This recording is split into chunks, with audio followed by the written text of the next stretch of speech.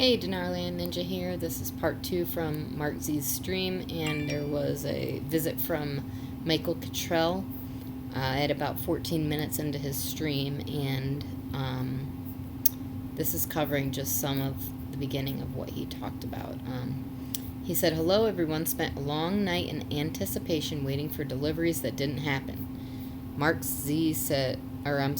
Cotrell said, "Let's go through these fake Cotrell rumors from this weekend, which I find fascinating. I was actually very happy when I heard about it because finally someone called their bluff. To recap, I was on with Mark on June 28th, July 5th, and on Tuesday, July 9th. I was asked if I'd be willing to talk with the Chinese through Mark. I was gotten in touch with the Chinese to talk to them. I said it's okay if Interpol agreed. Then we had the interview on July 12th on Mark's stream when it got interesting. That morning in the Republic report by Judy Byington was an alleged statement that I had signed off in the RV and that the U.S. Treasury was on top of the situation. On Mark's stream, I then went through the outline of the gold treaty protocols, how nobody in their right mind would deposit gold in the current banking system. Later that evening, I was called by a John Hammond, who out of the blue asked if I was involved with the Committee of Reno.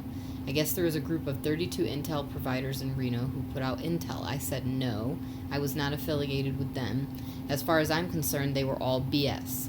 Now, on that Friday, I was inundated with stuff from the Trump campaign about having a sit-down dinner with President Trump in Cleveland, Ohio. I don't like Cleveland, which leads up to some interesting events.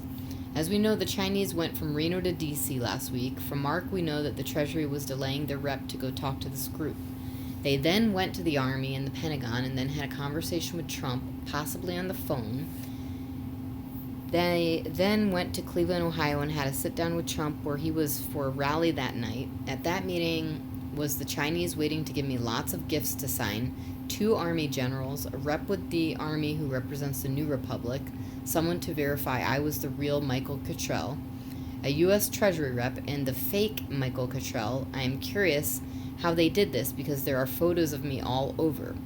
Apparently, this fake guy had all kinds of fake documents, and the guy who vouched for the fake Cotrell may have been someone in Ohio who wanted to beat me up at one time for things I had written or said in the past. They had stolen my name and did a lot with it. At this meeting on Friday, the Chinese presented the fake Cotrell with gold certificate worth $4.5 trillion, which coincidentally is the amount Wanta was supposed to get when he and Bush Sr. were going to do a reset that never happened. The deal went down last Friday. They signed off on the gold certificates. They deposited the gold certificates and all went well. They also received many bags of gold dust worth about $50 billion, which I believe was in some custodial location. Why would they do this? We know the corporation U.S.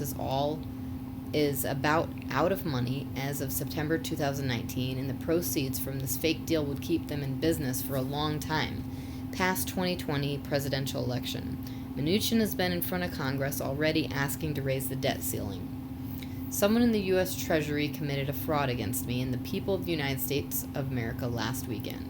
Fraud is the intentional deception resulting in injury to another.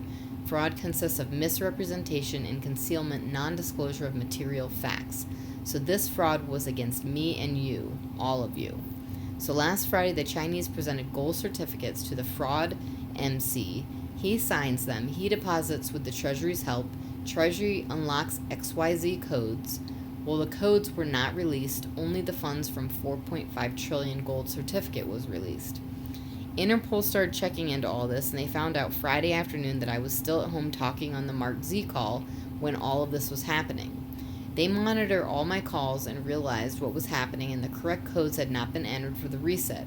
Interpol told them that this other guy is a fake. With the QFS transaction was stopped on Sunday night, and arrest warrants were issued to gather up all these people. In my opinion, the deal was put together for the U.S. Treasury and others to get lots of money for the current U.S. corporation to stay in business until after the 2020 presidential election. What did the U.S. Treasury have to gain by using a fake Michael Cotrell? So who committed this fraud, and how did the generals let this happen? Who is the rat at the U.S. Treasury? If this would have worked, every one of us would have lost out except the cabal and the whales who would have private exchanges are already set up. Remember, the gold was not released in the scam. It was just fiat money at this point. We do not have gold-backed dollars until the correct codes are entered. Okay, and this is some Q&A for Mr. Cotrell. Question, did they catch the fake Mr. C? Answer, we do not know as of yet, but I am happy to say as a result of this fraud scenario, the Golden Dragon has issued new gold certificates that are in the States to deliver to me personally. So what happened with this fraud actually allows Interpol the capture of more bad guys. There was a rumor that Mueller got caught fleeing the U.S. with a lot of money / dinar and got arrested. Root question, are we back on track now? And another question, when Mr. C releases the gold, what makes the Treasury or Fed do the right thing and do the RV? Answer, when the correct codes via laptops are entered, Interpol will zero out fiat and derivatives. At this point, all treasuries will become responsible to Interpol. Anyone tries anything illegal and they will get arrested at once. They will go to jail. They will need to oversee things that has never had oversight before. So all treasuries will have the oversight by Interpol and everything will be public. Nothing hidden, not private behind curtain stuff. I trust the Treasury afterward. I do not trust them now. No way. Not after what they pulled last Friday. And that's all for now. Thanks for tuning in.